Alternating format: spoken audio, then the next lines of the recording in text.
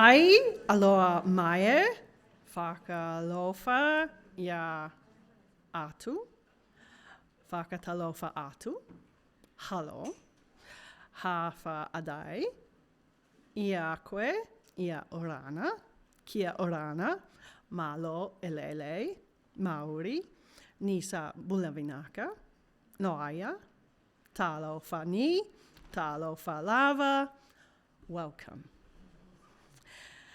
I'm Sonia Palmieri. I'm the head of the Department of Pacific Affairs and appointed chair of this morning's opening ceremony. Let me first ask Auntie Serena Williams to welcome us to country. Auntie Serena is a very special friend to the Department of Pacific Affairs because we know that Auntie Serena has very special ties to the Pacific. Please, Auntie Serena, come to the stage.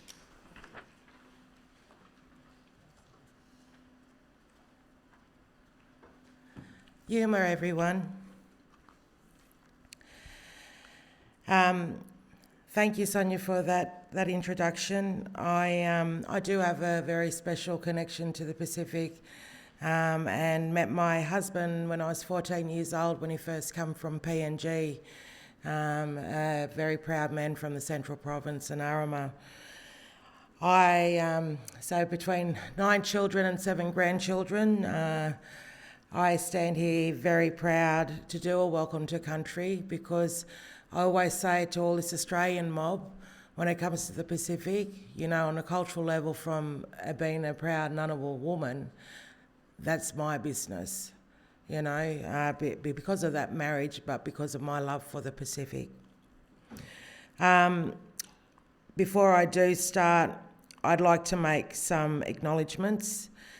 And I'd like to acknowledge the Honourable Matea Brotherson, the President of the French Polynesian, the Honourable Thanella Roka Matbob, Minister for Community Government and Minister for Laura Constituency, Minister of International Development and the Pacific, Professor Genevieve Bell, the Vice-Chancellor of the Australian University, and of course our beautiful Professor Helen Sullivan, the Dean of the College of Asia and Pacific, and my dear friend Sonia, I haven't seen in a while.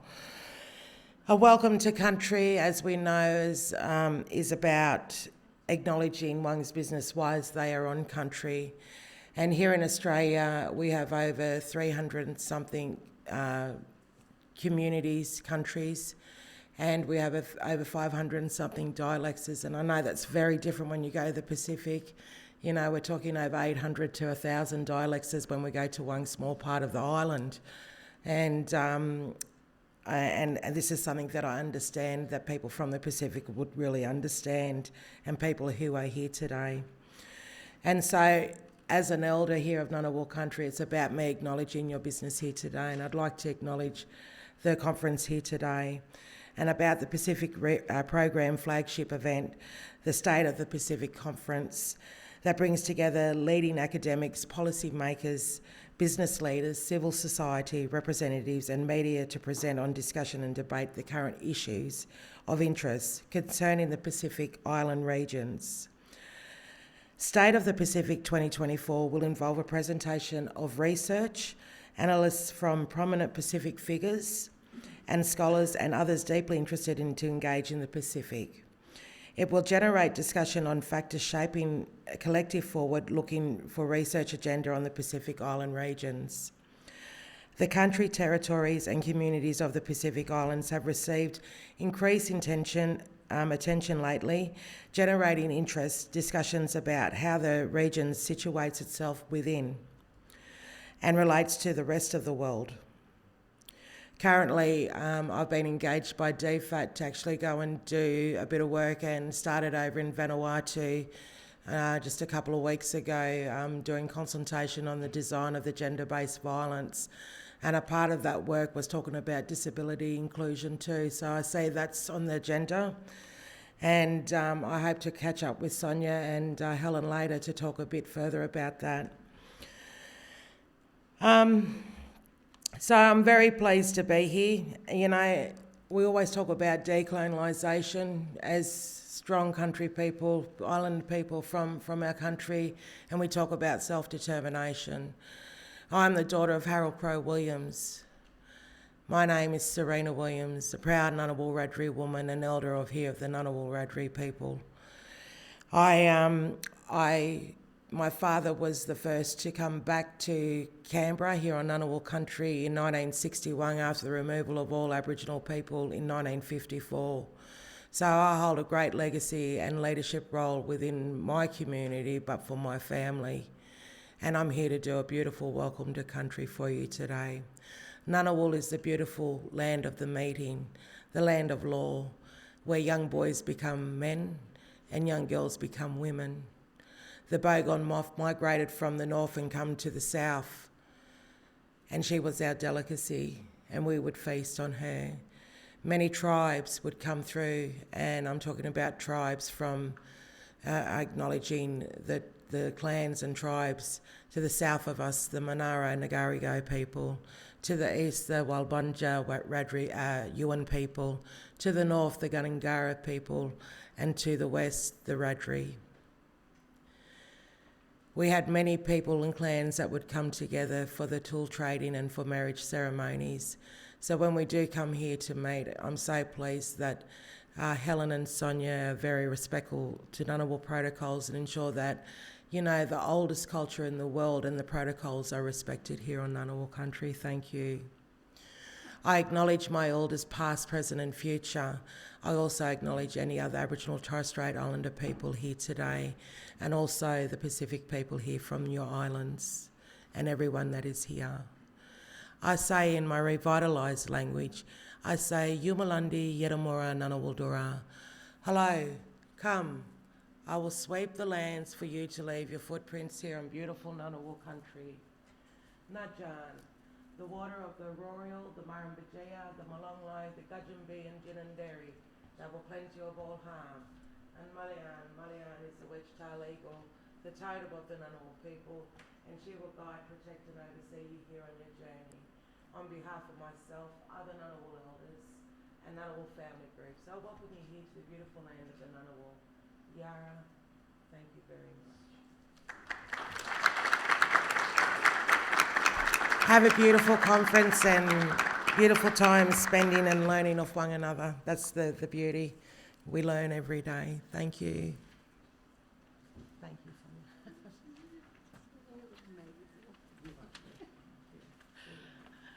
Auntie Serena, thank you so much for that heartfelt, warm welcome.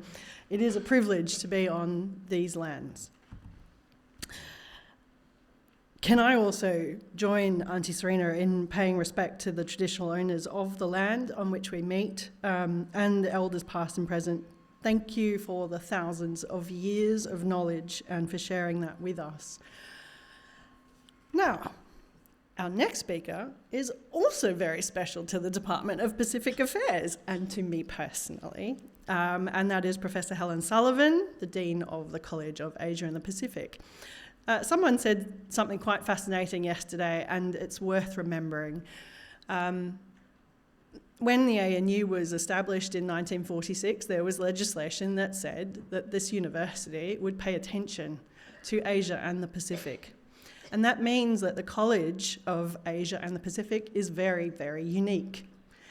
And so Helen is a champion of the Pacific, not just because of her job, but because she is passionate about the work that this college does. So we are incredibly grateful to have you here today. Helen, thank you. You have the floor.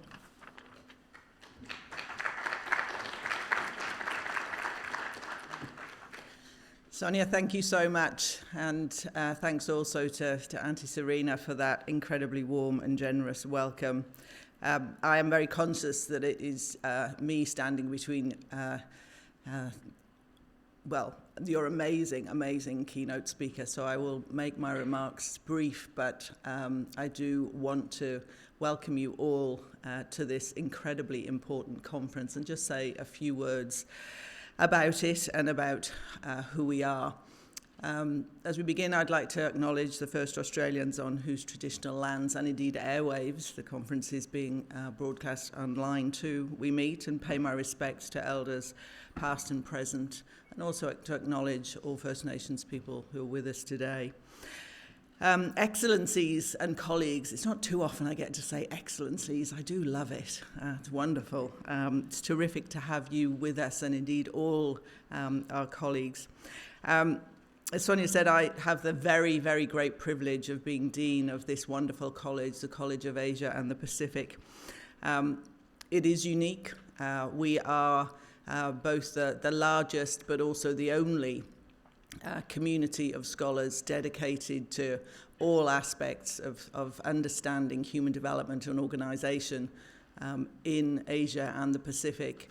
And it is a great honour to hold this role, and it is one that I treasure. We're thrilled to host the State of the Pacific again this year at the ANU, both in person and, as I say, live streaming. I understand that registrations have been steadily increasing over the last few weeks, and we look forward to some very lively debates and conversations. This is a great opportunity for people to come together to talk about pressing issues of the moment, but also to reflect on how all of our pressing issues have their antecedents in the past. I understand this is quite a long list, but we have panelists and participants here from all corners of the Pacific region, including the Bannerman and Rambi Islander communities of Kiribati, Tokelau, Bougainville, Fiji, Guam, the Federated States of Micronesia, French Polynesia, New Caledonia, Papua New Guinea, Samoa, and the Solomon Islands. We are delighted that we are able to convey the breadth and diversity of this extraordinary region. As Sonia's indicated, but I really want to stress, this is a flagship conference for the College of Asia and the Pacific. We bring together Pacific-focused academics and policymakers to reflect on the latest political, economic, and social developments in the region. This is what our college excels in. Over many, many years, we have built a solid reputation for effectively communicating our research and experience to policymakers with the goal of influencing evidence-based diplomatic and development outcomes. And there's languages of, engaging with, working with, designing with communities and policymakers, are very overused. This is a college, and indeed this department, has taken this very, very seriously and has built into its foundations the necessity of doing creative and sustainable work with communities, with policymakers, in order to make sustainable change. And again, it's something that is often referenced, but we probably don't pay enough attention to it because it is precious. University environments are precious. Our being able to host conferences like this is precious. And it is something that weighs on me very heavily as Dean, that we need to be able to fight for and advocate for the kind of work that is done in this department and in this college. In particular, thinking about the Department of Pacific Affairs, it's proven itself to be a very trusted source of policy advice, predicated on deep and long-standing relationships with a vast ecosystem of stakeholders and influences across the region. We know that when our colleagues in the department undertake research, it is driven by Pacific needs and interests, it is robust, it is collaborative, and it is transformative. And that is why policymakers are listening. This year's State of the Pacific builds on an ever-increasing demand for evidence-based debate. Over 2 days, colleagues will consider how the Pacific is leveraging its place in the world as a region at high risk of the devastating consequences of climate change and at the centre of geostrategic competition between great powers. Panels carefully curated by both academic staff across the college, including some of our incredible, extraordinary PhD students, will consider key questions of decolonisation and self-determination, disability equity, the role of education among some of the world's youngest populations, and the increasing salience of internet and digital connectivity. We hope that this year's State of the Pacific will facilitate considered discussion on both continuing challenges in the region as well as emerging frontiers for collaboration and learning. Whether we are talking about the ramifications of AUKUS, one day I'll get through an introduction without having to mention AUKUS, or the recent election in the Solomon Islands and what these mean for democracy and security, our joint efforts in producing solid, independent research are never more important. I wish you all a very, very productive 2 days of lively discussion and debate, and welcome all of you once again to the ANU and to this wonderful, wonderful Department of Pacific Affairs. Back to you, Sonia.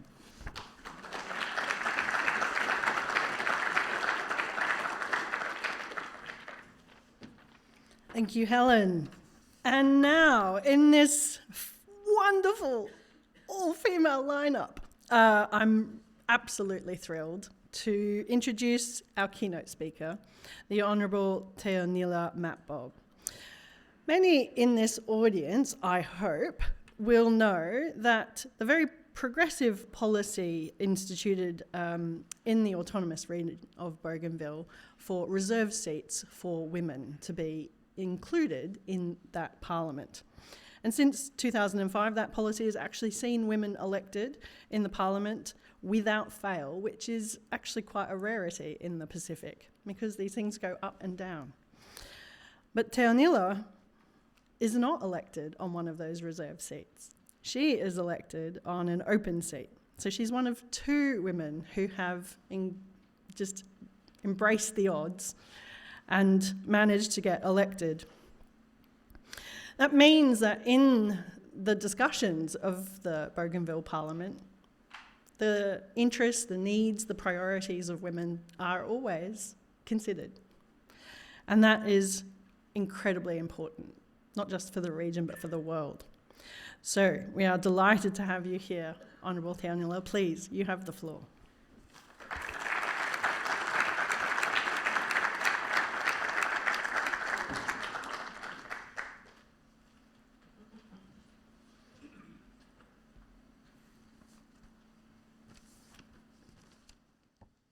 Sorry, which one am I using? This one? This one?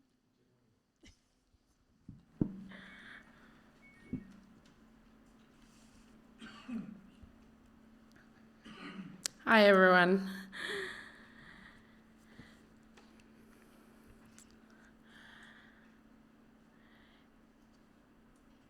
People confront a terminal crisis as the architecture of the indigenous social system being degraded, besieged politically, economically, and ideologically by a colonial power looking to induct communities into logic of liberal capitalism and of growth.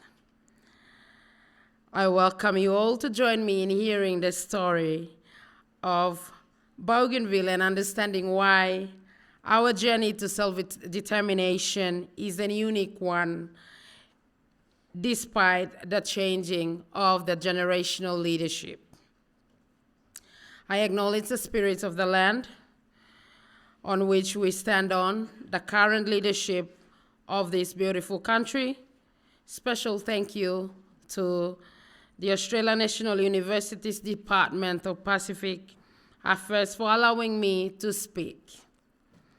I also pay my respects to the fallen lives, past leadership of Bougainville, acknowledging the leadership of the current president of the autonomous region of Bougainville, His Excellency Ismail Torama. Special mention as well to the former president, James Tanis, who is in the room. Thank you so much for the mentorship, which is an humbling experience for me as a new generation and an emerging member of the chain of leadership that we have been having on Bougainville that has now changed, and the focus has changed really much from men to now going into women. And I stand here as one of the testimony for the transition that is now happening in Bougainville.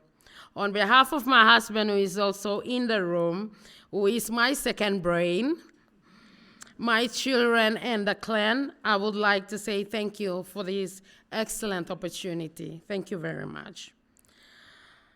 Our Highlands First and ongoing battle is the name Bougainville that does not have any connection to the people, the land, the environment, and the culture.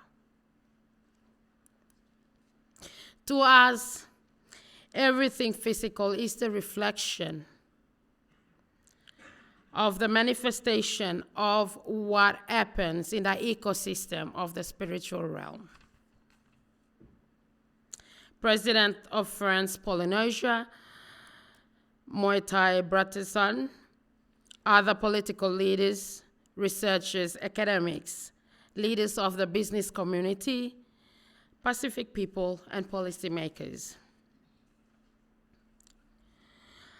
Our spiritual understanding of who we are supersedes ideologies, systems, practices we've adopted. Given that our land, environment, and the culture is an inseparable part of us, we live each day in a way that can be deemed abnormal and disordered through the lenses of the mainstream. Our processes in reaching independence sits in what shall later be understood as a way back to the womb. The narrative is within, but it needs awakening of self-awareness. As my traditional leaders always say, the independence of Bougainville will not be granted, but awakened. The external processes of our journey to independence are not an obstacle, as our well view of our independence is rooted deep in the humanity. This makes our journey unique, and thus I appear to speak the same language as the representative of the people, the language that was spoken by the generations that lived in Bougainville. Although I am a generation that knows nothing about the life before the conflict. Ladies and gentlemen, I was voted under a condition by our traditional leaders, and the condition is if a mother, who is me, does not perform after losing focus to the mainstream, the next election comes in Bougainville, my people, who numbers up to 15,000, will vote an infant. My generational thinking is to change the approaches of how Bougainville engages with the wider world, which is to speak with compassion and love, with the hope of being heard and being understood for the uniqueness Bougainville has. And it is the goal that driven me to stand here. The intellectual and emotional defense one may put up means nothing to the little people who grant their power to be represented in the political space. To the people who stands with conviction that self-determination is inevitable.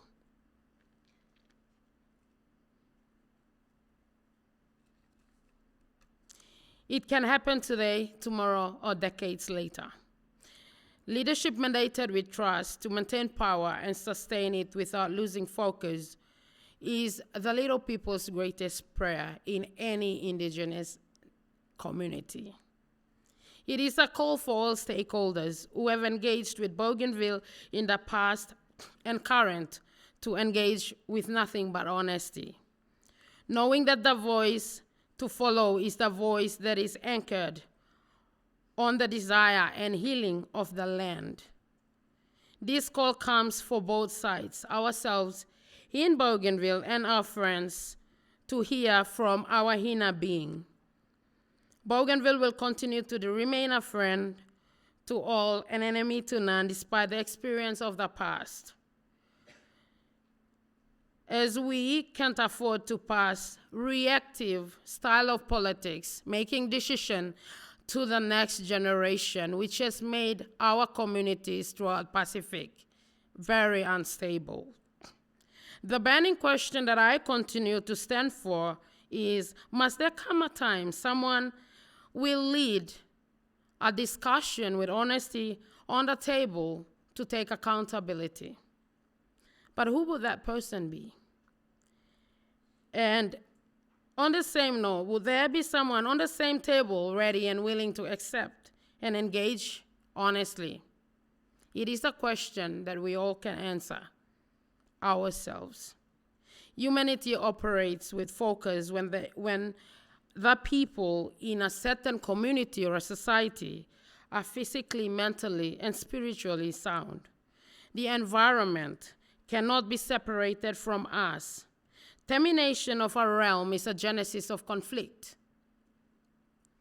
None of the systems, whether in church, education, or governance system introduced into an indigenous community, in this case, Bougainville, is serving as solution. Despite presence of colonial powers onto the island as early as 1800s, nothing has truly changed.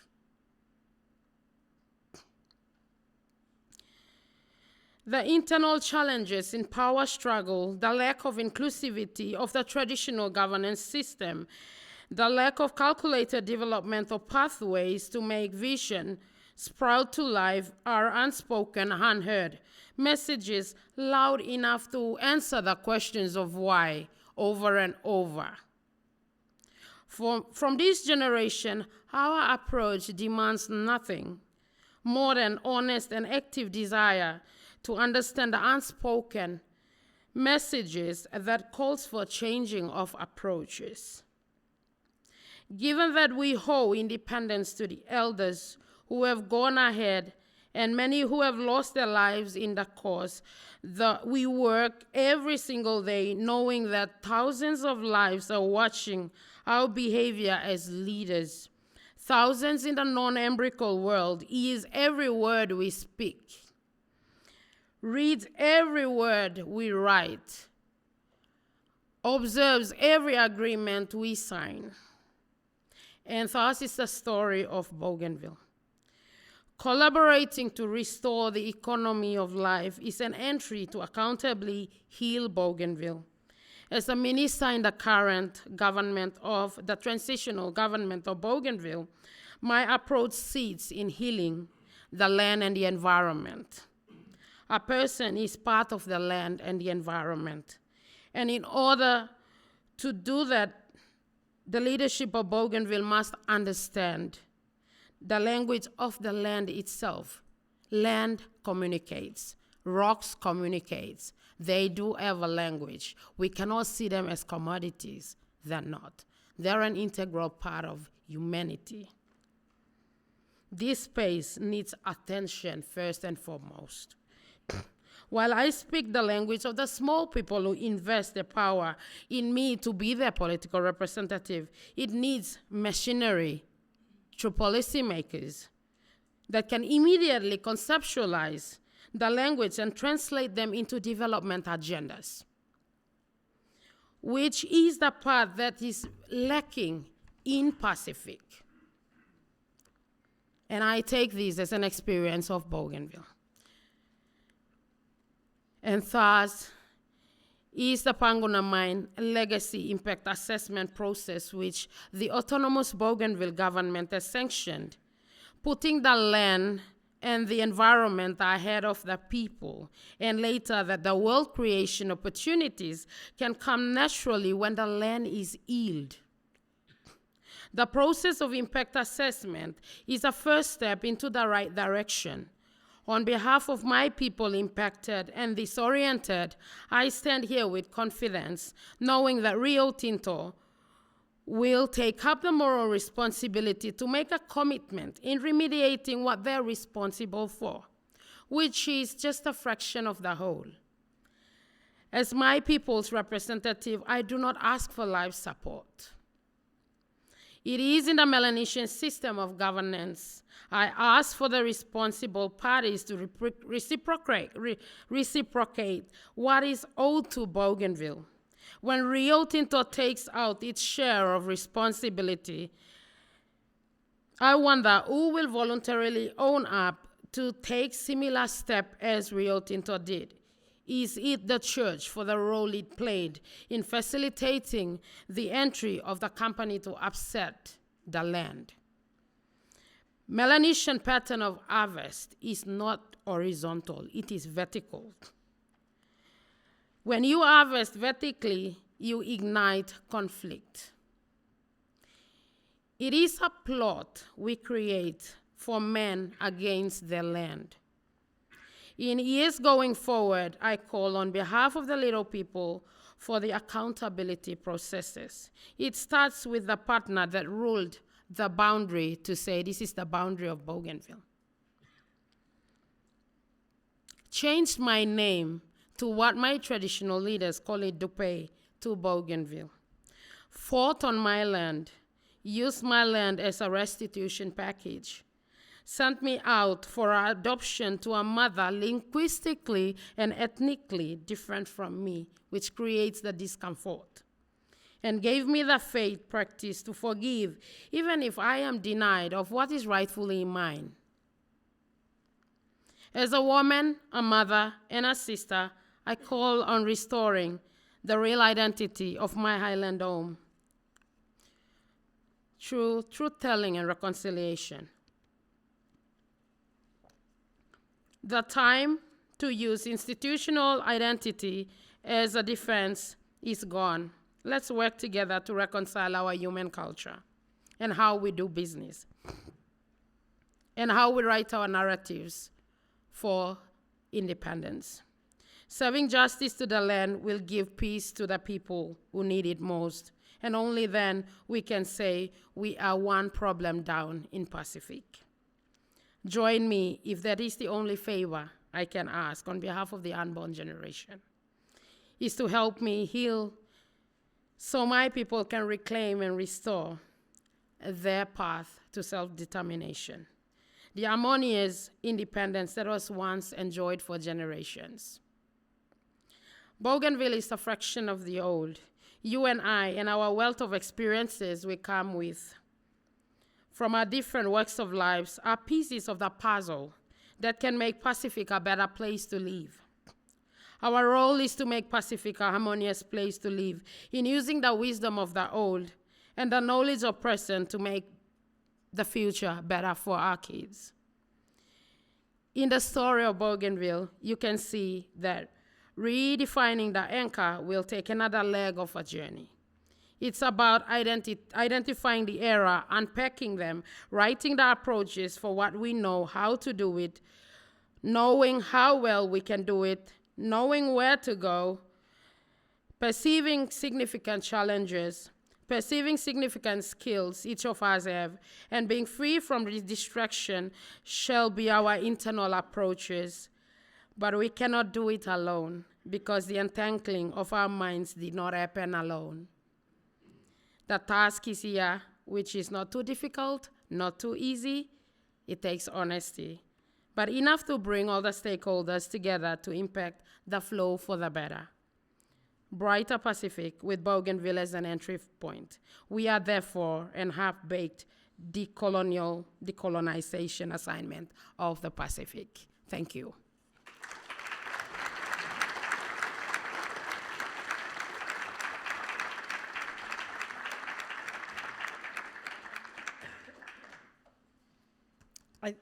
I think, Theonila, you were open to taking a couple of questions. Is that?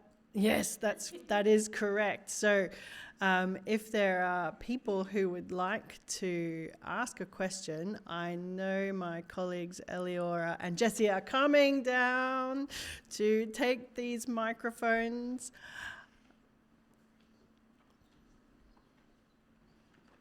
Calmly so that nobody falls and we have no WHS issues here at the State of the Pacific. Questions? Hello. Oh, look, Jessie, you've got to go all the way back up the top. Calmly.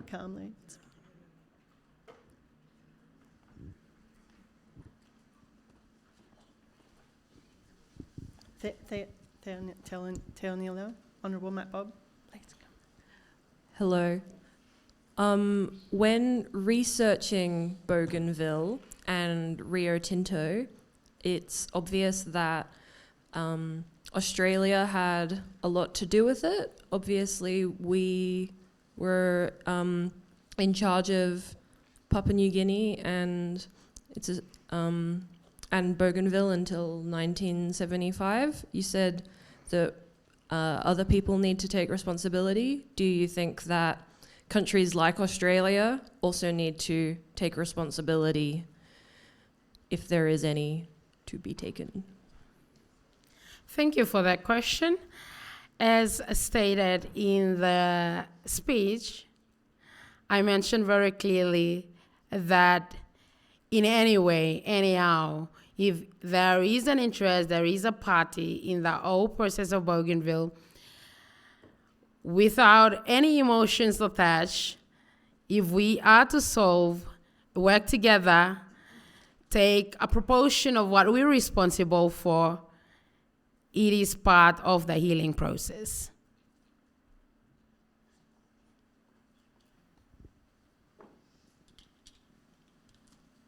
Any other questions? If not, I have one.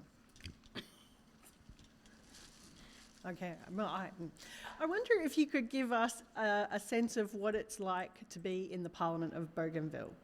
What's your what is a typical day, which is probably not possible to talk about. What does a day look like in the Parliament of Bougainville?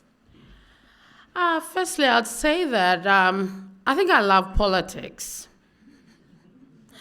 That's the reason why, there's no typical day, I'd say. I kind of enjoy just being in the house that's dominated by men. Sorry, I'm not trying to be biased. But I think one of the most complicated things that I personally experience being in a space that there is not many women is the fact that there are so many complexities to deal with. And especially in the way that we do business in politics, what I've learned being now in my first term, but into my fourth year, I've seen that there's still a lot of immunity that you gotta really build to be able to, change ads, knowing that, it takes there are different levels of influences and the different systems that we need to really play with, because how it impacts the people is not the same. One person comes really strong and stands on their ideology because they're deeply rooted and influenced through the church system. Others may be through education. So the different lenses and how you respond to the people's expectation and trying to give the best, way that, it might not be the best, but the way it's satisfying to the people is one of the biggest challenges that I've personally felt. But I guess I have the advantage of being a mom and trying to deal with the matter in the house every day is the advantage that I have. Thank you.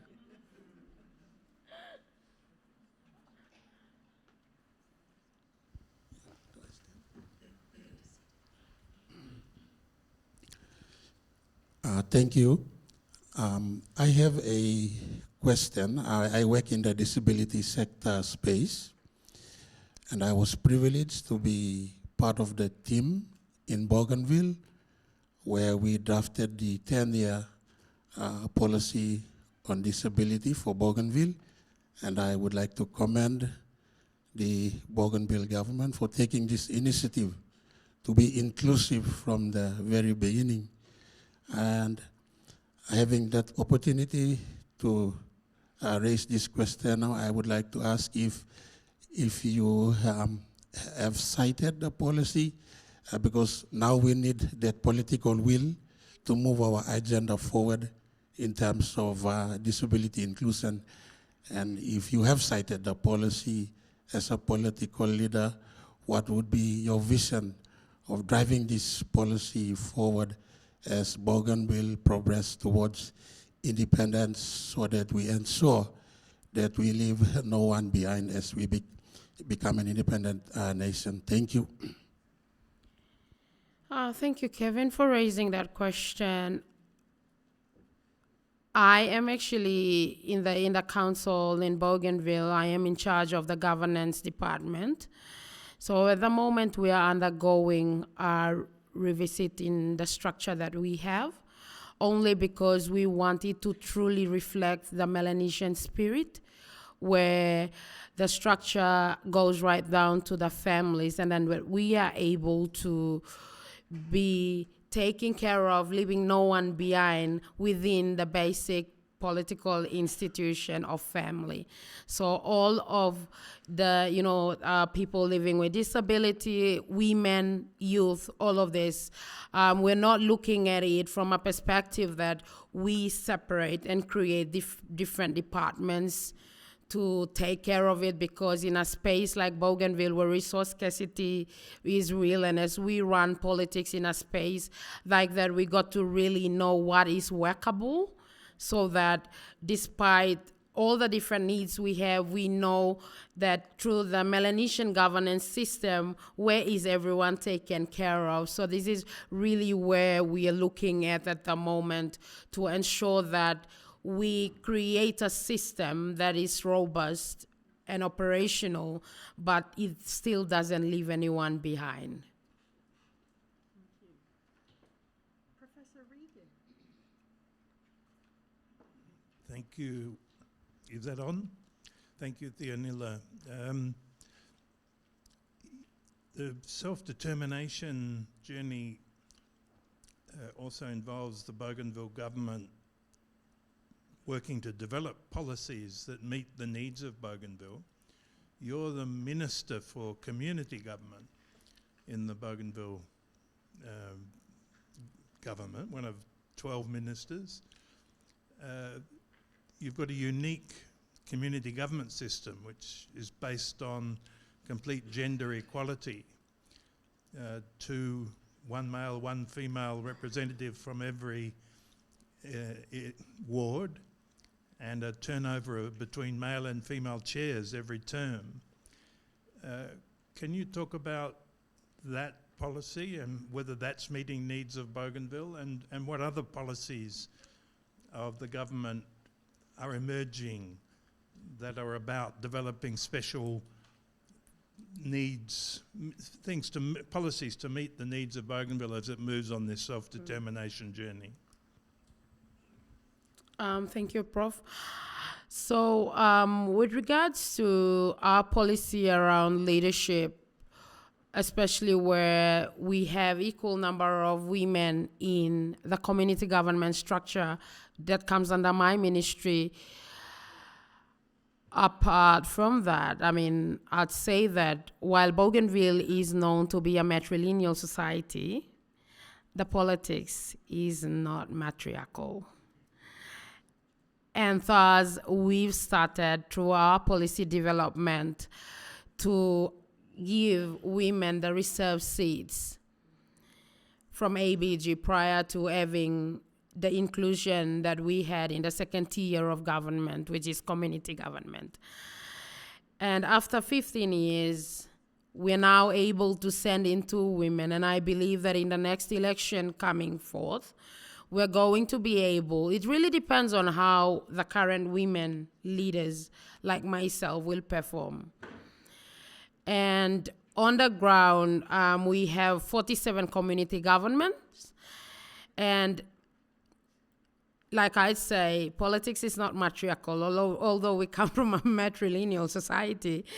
We've allowed that policy to give growth, immunity, for women to have that confidence to exercise their decision making, because we believe and we know that in the way that we live in our society, it takes a man and a woman in the basic unit, which is family, to make the right decision going forward. And we want that synergy to be brought into politics. And it has been really working, especially when there is balance. But under the revisit of the policy under my department, what we're looking at is once we give a growth to women to sit as complementary decision makers to their men, we can be able to remove that policy and get everyone to come into politics by merit, which is already something that's gaining traction And I am one of those that now stands here as coming through open seat, where I contested with 15 men in a constituency that has a population of 15,000 people.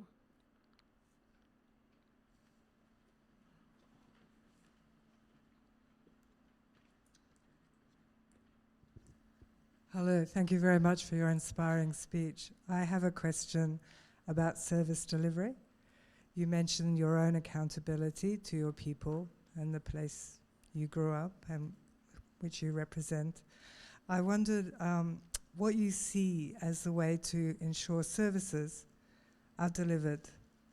I know you have a tradition of the church providing a lot of services in your island. Going forward, what would you see as some of the ways that services may be designed and delivered, essentially, in a way that will ensure people get what they want, that suit the Bougainville people? In terms of service delivery, from the ministerial perspective, one of the biggest challenges that I've seen is experience is the structure that we have designed was very much a top-down system, which really doesn't go right down into the soil where the people are. And thus, through the review of the current structure that is the only structure of service delivery in Bougainville, which comes under my ministerial portfolio, what we're doing is to ensure that we keep an independence or an autonomy to the second tier of government, where every person is counted, and that we get the voice of the people into telling us what they see for a structure to be working, so that we create a second tier of government to be an implementative government, while the first tier be a facilitative government, so that there are clear demarcations between what happens on top and what happens on the bottom, so that we're not being able to, I always ask that question of whether my role as a member of the first tier government begins and ends, and whether the second tier government's roles and responsibilities begins and ends. And so when it comes to policy decision making, we are able to demarcate what is for the top and what is for the bottom, so that in that way we are able to allow the bloodstream of a structure not to be clouded with what's from the top. Because at the moment, the kind of practice that I see, and having been outside of politics and coming in, what I've always seen is that while the first tier government is up top and supposed to be talking about bigger macro level things, we're talking about building very basic services, which is something that can be made as a decision by the second tier of government. So that's really what the current focus is right now under my department, while transitioning after the vote that we recently had in 2019, where our people have made the decision through an overwhelming 97.7% vote for independence. Nick. Thank you for your presentation. Bougainville has been working on innovative work around community policing. And I wonder if you could comment on how, the work on policing connects to your work on community development and the role that women's organisations, church leaders, customary leaders play in community security. How does that connect to policing in general? I'll share a story of a community that I come from, which is a population of 21 people in the village community. And in 2014, the second tier government stops halfway, and then there is this traditional leader that takes care of and makes all the decision for the particular community. And in 2014, that particular community decided to build their own village system of governance and wealth creation. 10 years since after that, you can never find a law and order problem in that particular village. because the traditional system, which we're trying to now adopt into our restructure, has created space and have given purpose to everyone. Not to sleep and wake up and then go to school and all the certificate on their end and ask themselves, who's gonna employ me? Law and order, for me, is an issue that happens when nobody knows how to use his or her energy. And that is the system that does not have surplus. It is a secular system that we leave no one behind, everyone is engaged. And that is what we're trying to engage now and get it reflected using pilot projects that we have with a Bougainvillean-owned NGO called the Bougainville Healthy Community Program, which has worked really hard, really well since their establishment. And there are certain communities that are being modeled right now. And in the local creation of local wealth, creation of wealth in the local community using traditional system of operation and governance, people are worth bigger than what is reflected through the budget policy that we pass. We have time for one final question. While I go and grab my water. Or not. In which case, thank you very much, Honourable Matbob. I very rarely get a chance to hear such honest, candid comments from an elected member of Parliament anywhere around the world. And so we really value your thoughts and your shared knowledge and wisdom here today. Thank you again.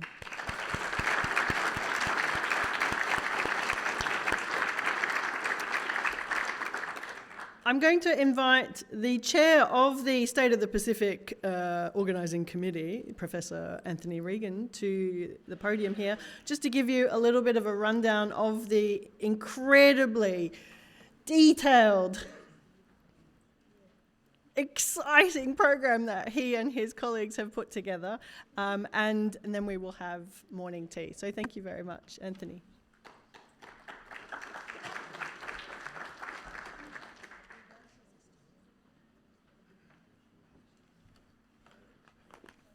Thanks, Sonia. I actually volunteered to be the chair of the organising committee. I've not really regretted it. The organisation for the workshop is relatively, or for the conference, is relatively straightforward. From here on until tomorrow morning, we'll be running parallel sessions, as you're probably aware. There'll be a stream of sessions here, starting at what time? 10:15, and a separate stream running in the Headley Bull 1 lecture theatre over where we're going to have coffee shortly. If any of you are not too clear about where to go to get to the Headley Bull building, it's relatively straightforward. Up the stairs, outside, and it's a octagonal building, I think, in the near distance. So choose which stream you'd like to go to and feel free to move back and forth. A couple of people have asked me, is it all right to shift back and forth between streams? Absolutely. We have no problems at all with that, provided you do it politely, of course. Tomorrow morning, there'll be another plenary session, and President Motai Brotherson, the president of French Polynesia, unfortunately at the pretty much last minute decided he was unable to come. He was at the Pacific Islands Forum in Tonga last week, but I understand because of, at least in part, the uncertainty in French government, which may need him to go to Paris at very short notice, he's decided he couldn't come. He's recording his presentation. He offered to do it online live or recorded. We thought it best to not rely on the ANU's IT system 100%, and we've asked him to record. We expect to receive that recording this morning. So you will hear President Brotherson tomorrow. Unfortunately, we won't be able to have a Q&A. But after President Brotherton, there will be then a presentation about a really interesting set of issues, about a new methodology which we have developed for election observation. And then after that opening session, we break into the two streams once again. So please participate fully, ask your questions, make your comments in all sessions. We're setting aside a Q&A section in each session. In terms of basic arrangements, toilets, bathrooms in this area are outside and just up the steps. And in the Headley Bull building, there's a sign up on the left-hand side of the building for the toilet and bathrooms there. What else do we need to... Food, yes, we'll be having refreshments in both days, morning tea, afternoon tea, so to speak, and lunch. Today, there will be a lunchtime session, not a brown bag session, unfortunately, because we can't bring food or drink into the lecture theatres. But the International Organisation for Migration are doing a session halfway through lunchtime in the Headley Bull 1 lecture theatre about migration policy in the Pacific. Christopher Richter will be presenting. So halfway through lunch today. Tomorrow also in lunchtime there's going to be a meeting about establishing a Pacific criminology grouping. So it's going to be a packed program. I think that's about all we need to say. So thank you very much, everybody, for coming, and enjoy the next 2 days, please.